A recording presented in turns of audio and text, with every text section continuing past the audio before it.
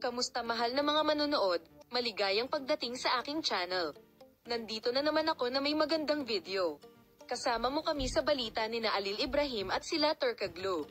Bago lumipat sa aking video, huwag kalimutang mag-subscribe sa aking channel, i-like ang aking video, ibahagi ito at ibahagi ang iyong mga saloobin sa amin sa seksyon ng mga komento.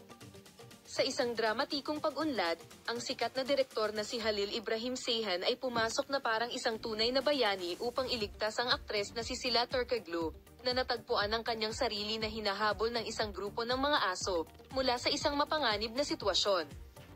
Ang insidente ay naganap sa panahon ng pagbaril ng isang bagong proyekto, nang si Turkoglu, naganap na nasisipsip sa kanyang tungkulin, ay hindi sinasadyang nakakuha ng atensyon ng isang grupo ng mga aso sa set.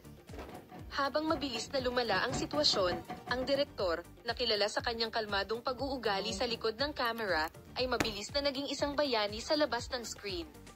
Inilalarawan ng mga nakasaksi ang matinding sandali nang ang mga aso sa simula ay nagsimulang habulin si Turkoglu ng mas malakas kaysa sa inaasahan.